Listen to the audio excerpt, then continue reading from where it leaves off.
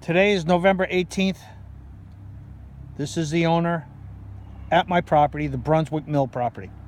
As you can tell, there is no equipment on the site anymore by the contractor. He is vacated after having a visit performed by the Connecticut DEP, two separate divisions, 2 weeks ago. They viewed the property and have high intentions on sending out by certified mail notice of violations for stormwater containment issues that were never performed in 5 years. After several notifications to correct, these measures were never taken. Town officials worked hand in hand with the contractor, telling the contractor that detention basins, silt fences, hay bales, hydro seeding, none of it was required. Let the contractor keep pilfering the property for certain type of stone. Not all the stone, as you can see. There's a lot of stone that was left behind. This molehill in front of me stretches a good 500 feet. Most of it was pushed off in that direction in front of it, which is where the Moosup River is. So all this runoff, because there's no detention basins, all this runoff heads for that area. Last week, we notified the contractor that he caused many curable and non-curable defaults, but that we blocked his access to the property because of two main non-curable defaults. One was that they were pushing his dirt off into the inland wetland area where they no longer had permits to work in.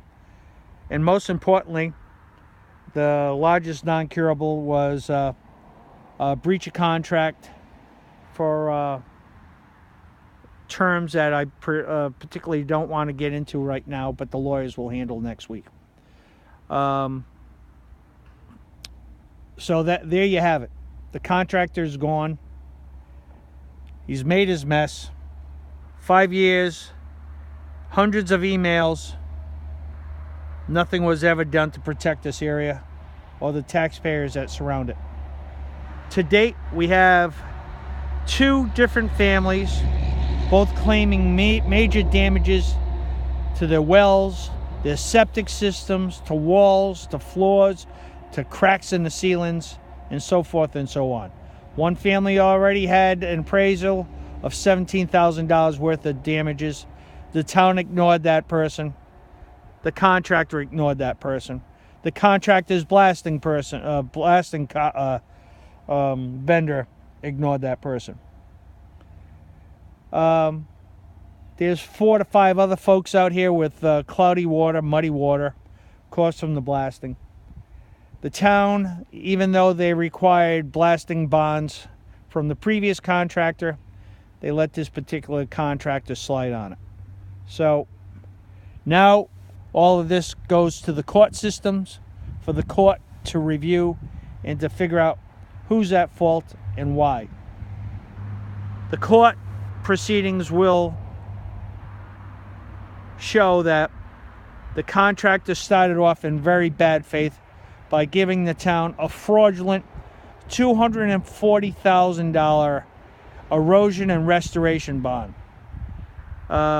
followed by a secondary fraudulent erosion and restoration bond in the amount of $50,000 after the town secretly reduced the bonding requirements. Even though none of the work was performed, the town wanted to help the contractor out to give him something that's a little more affordable for him. So now you see this whole mess, and there's definitely not enough money to correct this thing.